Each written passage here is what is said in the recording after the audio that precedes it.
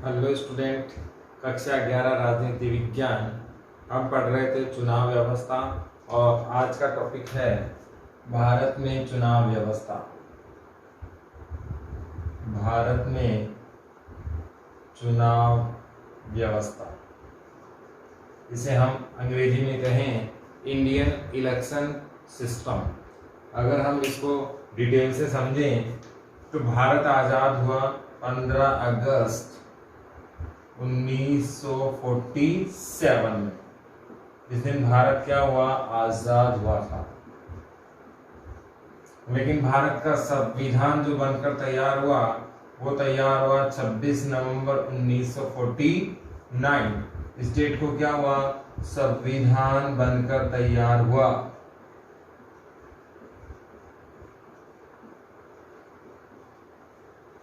इसके बाद पहला स्वतंत्रता संग्राम मनाया गया था रावी नदी के तट पर। रावी नदी के तट पर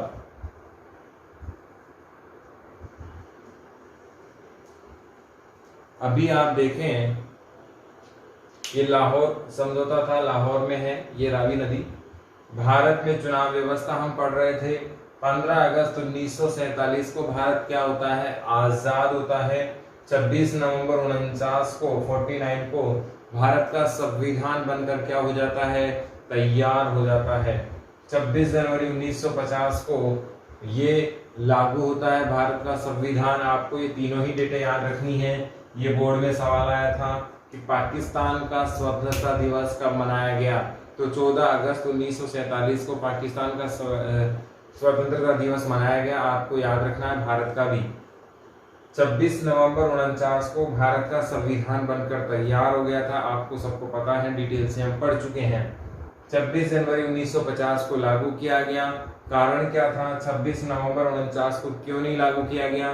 क्योंकि 26 जनवरी 50 एक ऐतिहासिक दिन था और पहला स्वतंत्रता संग्राम इस दिन रावी नदी के तट पर हमने मनाया था, लाहौर में, और 1930 में। इसीलिए ये ऐतिहासिक दिन हमारे जीवन में हमेशा जुड़ा रहे, इसीलिए 26 जनवरी 1950 को भारत का संविधान लागू हुआ। इसके बाद हम पहले चुनाव की बात करें तो भारत में पहला चुनाव शुरू हुआ 1951 से।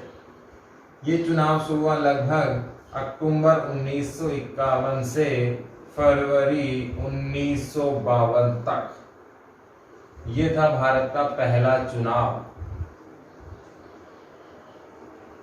आप कल्पना कर सकते हैं, हम उस समय की बात कर रहे हैं जिस समय दुनिया में इलेक्ट्रॉनिक मीडिया नहीं था। हम उस समय की बात कर रहे हैं जब दुनिया में एजुकेशन नहीं था। वर्तमान की बात करें तो राजस्थान की जो जनगणना आई 2011 वाली, उसमें राजस्थान का प्रथम आंकड़े, जब पहले असंशोधित आंकड़े आए, जैसे ही जनगणना हुई वैसे के वैसे आंकड़े आए, तो राजस्थान महिला शिक्षा में पूरे भारत में लास्ट नंबर था, सबसे नीचे से था। इससे हमें ये पता लग गया कि हमारी स्थिति कितनी खराब थी। फिर बाद में इसमें संशोधन हुआ, बिहार नीचे आया, राजस्थान सेकंड नंबर पर आ गया। तो हम आकलन कर सकते हैं कि 2011 की स्थिति कैसी है। आज भी हमारे गांव में ये कहा जाता है कि हम वोट क्यों दें, हमें क्या खाने को मिलेगा। ऐसी स्थिति में 1951-52 की यदि हम कल्पना करें तो ऐसी स्थिति में चुनाव करवाना महाभारत से कम नहीं था। लोगों को कन्विंस करना चुनाव क्या चीज है, इसके फायदे क्या होंगे। लगातार हम उपनिवेशवाद को सहते रहे हैं, लगातार हम राजतंत्र शोषण को सहते रहे हैं, परतंत्र रहे हैं, पराधीन रहे हैं। बहुत भयंकर स्थिति हमारे जीवन में थी। ठीक इससे पहले मारकाट हमने सही है, विभाजन की त्रासदी हमने सही है, और इसके तुरंत बाद हम चुनाव जैसी स्थिति लाना चाह रहे हैं। तो ये बड़ा चैलेंज था, लोगों को कन्विंस करना, लोगों को मतदान केंद्र तक लाना और सुनहरे भविष्य के सपने दिखाना। ये बहुत बड़ी ताकत थी, ये बहुत बड़ा कंट्रीब्यूशन था हमारे युवा लीडर्स का, उस समय के तात्कालिक संविधान निर्माताओं का और निर्वाचन आयोग का। आपको ये भी जानकर बड़ी हैरानी होगी कि इस समय ये चुनाव सफल चुनाव था। मैं इसलिए सफल चुनाव कह रहा हूं क्योंकि इस समय विपक्ष ने भी कोई आरोप नहीं लगाए थे और विपक्ष ने कहा था कि जीतने वाला उम्मीदवार वाकई ही डिजर्व करता है, वाकई ही सही उम्मीदवार जीत कर आए हैं। तो इससे ज्यादा सफलता और क्या होनी चाहिए कि जब विरोधी जो हार रहा है वो भी ये बात एक्सेप्ट कर रहा है कि चुनाव पूरी ट्रांसपेरेंसी से हुए हैं, पूरे निष्पक्ष हुए हैं और जो जीत कर आए हैं वाकई ही वो इतने पॉपुलर हैं, इतने प्रसिद्ध नेता हैं कि उनका जीत कर आना बहुत जरूरी था। आपको याद होना चाहिए भारत के जो पहले निर्वाचन आयुक्त थे, चुनाव आयुक्त थे, उनका नाम था निर्वाचन या चुनाव जो आयुक्त थे वो कौन थे? सुकुमार सेन साहब हैं, सुकुमार सेन। आपको ये याद रखना है, जीके का बहुत अच्छा सवाल है। पहले भारत के चुनाव आयुक्त कौन थे जिन्होंने चुनाव करवाया, पहला चुनाव करवाया? तो वो कौन थे? सुकुमार सेन साहब थे। अब अपने टॉपिक पर आते हैं। सवाल क्या बने? पहला आम चुनाव भारत में कब हुआ? तो वो कब हुआ? 52 में हुआ। आप जानते हैं एंड ईयर आता है, जैसे आपने 10th पास की तो 2020-21 का सत्र आपका चला तो आपका जो फाइनल रिजल्ट आया वो 21 में आएगा, इसलिए आपने 10th पास कब की? 21 में की, क्योंकि हमारा जो फाइनेंशियल ईयर है वो चलता है अप्रैल टू मार्च, 31 मार्च 1 अप्रैल। जैसे अभी चल रहा है 2020 से 2021 31 मार्च 2021 तक चलेगा। ऐसे ही हमारा एजुकेशनल ईयर कैसे चलता था? जुलाई 2020 से अप्रैल या मई 2021। तो हमने 10th पास कौन से में की? 21, जबकि हम पढ़ कब से रहे थे? 20 से ही पढ़ रहे थे। तो अंतिम जो डेट होती है वो हमारे यहाँ काउंट होती है। तो पहला आम चुनाव कब हुआ? 52 में हुआ। लेकिन आपको ये भी ध्यान रखना है कि इन फ्यूचर कभी ऐसा होगा नहीं कि 52 आपको ऑप्शन में ना मिले, लेकिन यदि आपको ऑप्शन में 51 मिलता है तो ये भी सही है, क्योंकि शुरुआत चुनाव की कब हुई थी? 51 में ही हुई थी। अक्टूबर के आसपास महीने में चुनाव शुरू हुए और फरवरी 52 में जाकर इनके समापन का कार्यक्रम हुआ। आप जानते हैं आज भी भारत में चुनाव 6 से 7 चरणों में होते हैं, क्योंकि संसद के चुनाव कराना बहुत बड़ा टेढ़ा काम है। 130 करोड़ की जनसंख्या है हमारी, जिसमें मतदाताओं को देखें तो लगभग 90 करोड़ मतदाता है हमारे यहाँ। 90 करोड़ मतदाताओं का डेटा संग्रह स्टोर करना, उनके परिचय पत्र को अपडेट करना, उनकी चुनाव नामावली अपडेट करना, निर्वाचन क्षेत्र नियुक्त करना, उनके बूथ को सिलेक्ट करना, वहां कर्मचारी अपॉइंट करना, चुनाव प्रसार को टेकल करना, सारी व्यवस्थाएं करना बहुत बड़ा काम है। और दुनिया का सबसे बड़ा लोकतंत्र हमारा ही देश है, आपको ये भी ध्यान होना चाहिए। तो यहाँ सवाल क्या क्या बने? पहला आम चुनाव कब हुआ? 1952 में हुआ, और ये 1952 का ही पहला चुनाव कहलाता है। आपको ये सवाल याद रखना है, भारत में पहला चुनाव 1952 में हुआ। ये सफल चुनाव भी कहलाता है, क्यों? क्योंकि इसमें जो हारने वाले उम्मीदवार थे विपक्षी, हम जानते हैं भारत में एकल संसदीय क्षेत्र होता है, यानी कि 10 उम्मीदवार भी खड़े हुए तो जीत कर कौन आएगा? एक ही उम्मीदवार आएगा।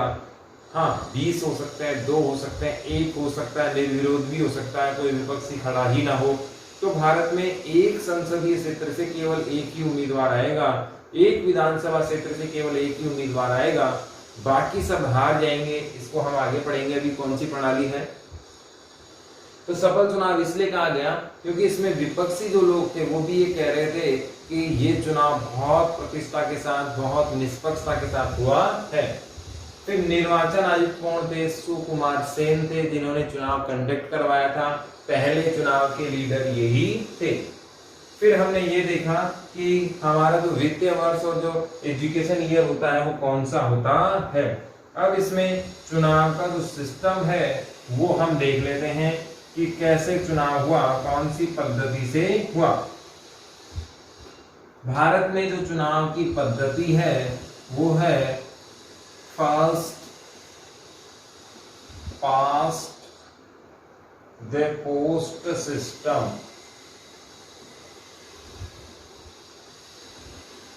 भारत में जो चुनाव पद्धति है वो कौन सी पद्धति है? First past the post system.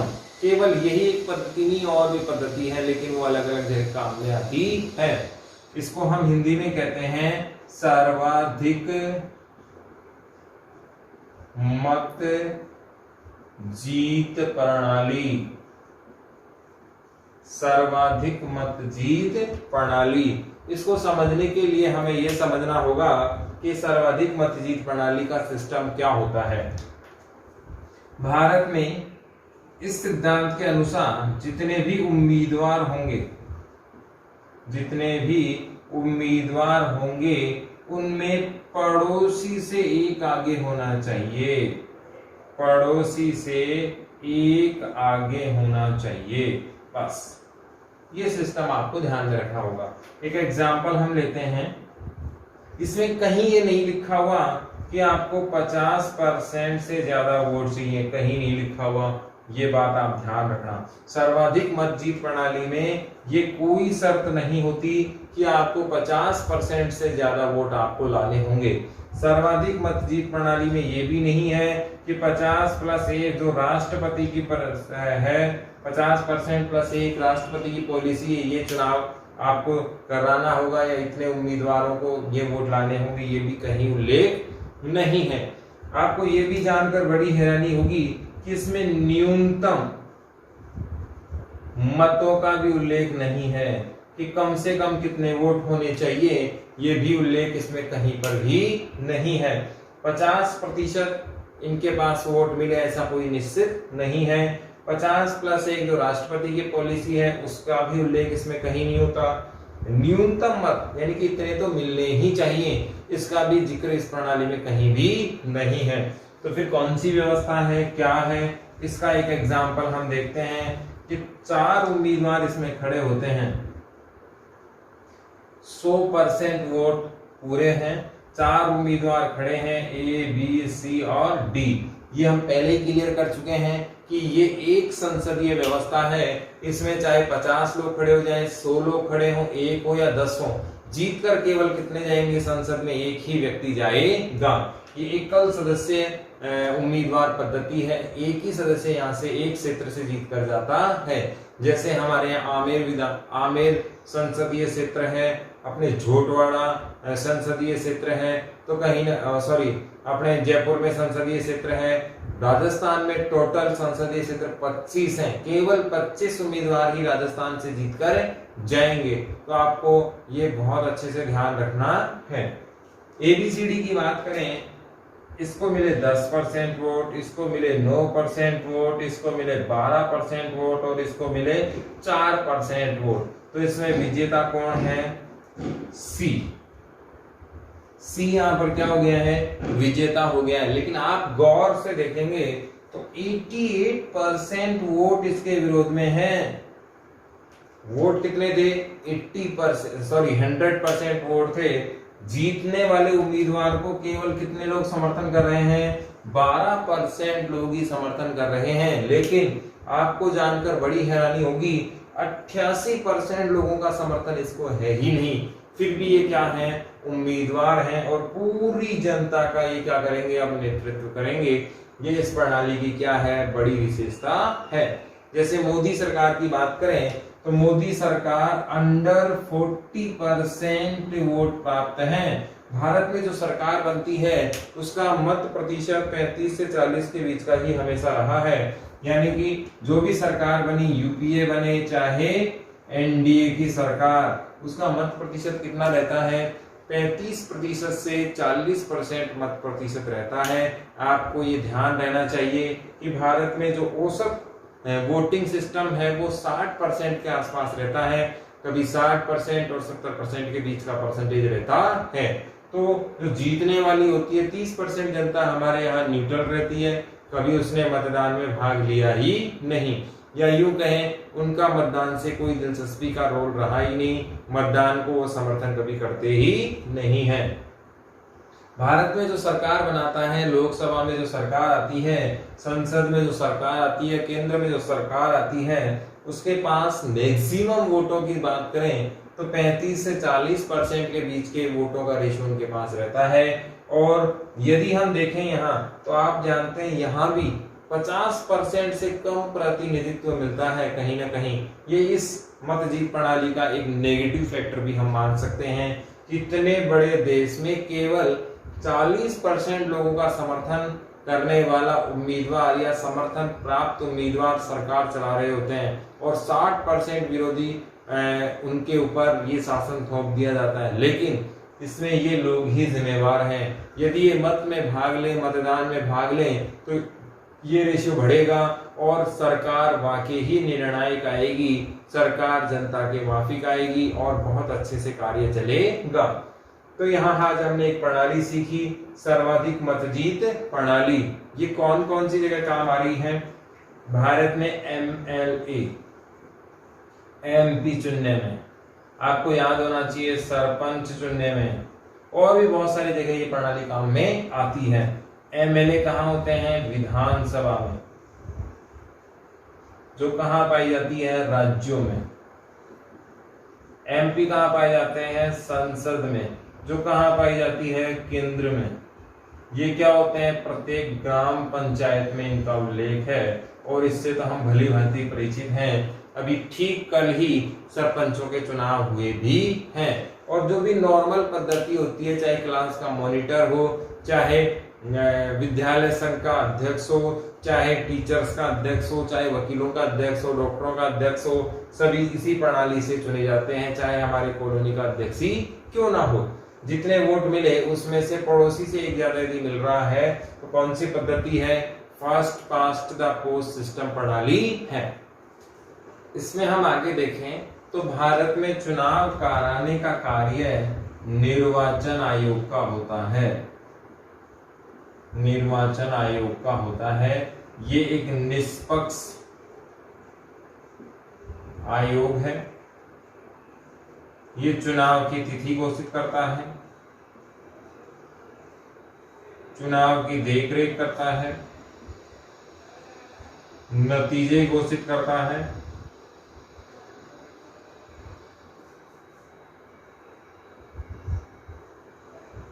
नतीजे घोषित करता है, आचार संहिता भी लगाता है, आचार संहिता भी लगाता है और इसके दौरान प्रशासन की देखरेख भी करता है। यहाँ दो बातें अपने समझने नहीं आई, बाकी सारी आपको समझ में आ चुकी होंगी। पहला, निष्पक्ष आयोग, यानी कि ये दबाव में काम करने वाला नहीं है, स्वतंत्र आयोग है, इस पर कोई किसी प्रकार का दबाव नहीं है। फिर चुनाव की तिथि भी ये घोषित करता है, किस किस राज्य का कब कब चुनाव होगा, पूरा चुनाव इसी की देखरेख में होता है। नतीजे भी यही जारी करता है, इसी के काउंटर बनते हैं, इलेक्शन कंडक्ट कराने वाले कर्मचारी आते हैं और मतगणना भी इसी के देखरेख में होती है। फिर आचार संहिता, यानी कि एक निश्चित तारीख को ये कह देता है कि आज के बाद सरकार, MP, MLA कोई भी कार्य लाभ का नहीं कर सकते जिससे उनको वोटों का समर्थन मिल जाए, ऐसा कोई कार्य आप नहीं कर सकते। मतदान को रुझाने वाले, मतदान को प्रभावित करने वाले, मतदान को आकर्षित करने वाले कार्य आप नहीं कर सकते। प्रशासन की देखरेख, जैसे ही आदर्श आचार संहिता लगती है, यदि केंद्र में लगेगी तो प्रधानमंत्री का कार्य कौन करेगा? निर्वाचन आयोग प्रधानमंत्री की सहायता से करेगा, यानी कि संसद हट जाएगी, लोकसभा हट जाएगी और निर्वाचन आयोग पूरा देखरेख में कार्य करेगा। ऐसे ही विधानसभा हट जाएगी तो भी निर्वाचन आयोग देखरेख में मुख्यमंत्री की सहायता से या मुख्यमंत्री की सलाह से या मुख्यमंत्री के सहयोग से कार्य करेगा, लेकिन अंतिम निर्णय किसका रहेगा? निर्वाचन आयोग का ही रहेगा। कुल मिला के ये कहा जाए कि सत्ता किसके हाथ में आ जाती है? निर्वाचन आयोग के हाथ में आ जाती है। निर्वाचन आयोग जिसे चाहे जहां लगा सकता है। किसी भी सरकारी कर्मचारी का ट्रांसफर अगर होगा तो वो किसके आधार पर होगा? निर्वाचन आयोग के आधार पर होगा। निर्देशन भी किसके आधार पर होगा? निर्वाचन आयोग के आधार पर ही होगा। अभी कुछ रोज पहले आपने देखा होगा EVM पर सवाल उठाए गए थे कि EVM कहीं न कहीं एक पक्षी हो गई है, बीजेपी को जिता रही है। तो ऐसे लोगों को थोड़ा सोचना चाहिए कि जब पश्चिमी बंगाल में सरकार आई तब EVM पे सवाल नहीं उठे। आम आदमी पार्टी 70 में से 68 सीटें जीत कर आती है, 2 सीटें बीजेपी को मिलती है। कांग्रेस का खाता ही नहीं खुलता, ईवीएम पे कोई सवाल नहीं उठाता है। 2004 में मनमोहन सिंह जी की सरकार बनी, ईवीएम से बनी थी। 2009 में मनमोहन सिंह जी की सरकार बनी, ईवीएम से बनी थी। कोई किसी प्रकार का सवाल नहीं उठाता। जैसे ही कांग्रेस हार रही होती है, ईवीएम का रोना हो जाता है शुरू। तो कहीं ना कहीं लोकतंत्रीय व्यवस्था में जहां निष्पक्ष निर्वाचन आयोग हो, ऐसे में ऐसी बातें नहीं करनी चाहिए। फिर सबसे बड़ी बात, जब निर्वाचन आयोग ने सर्वदलीय बैठक बुलाई और कहा कि हम जो आपको ईवीएम देने वाले हैं, कोई भी व्यक्ति आए और हमें इसे गलत साबित करके दे दे, एक भी दल वहां इस चैलेंज को लेने नहीं गया। इसका मतलब निर्वाचन आयोग क्या है, सही है। यदि आरोप झूठे होते तो आरोप सही होते तो दल जाते और चुनाव आयोग को गलत साबित करते, निर्वाचन आयोग को गलत साबित करते, लेकिन ऐसा नहीं किया गया। जब निर्वाचन आयोग ने सबको चैलेंज दिया कि आप लोग आइए और ईवीएम को हैक करके दिखाइए, ईवीएम में मतदान गलत तरीके से होता है, इसको साबित करें, एक भी दल वहां नहीं गया, और अगर गए भी तो उस चैलेंज को एक्सेप्ट नहीं किया।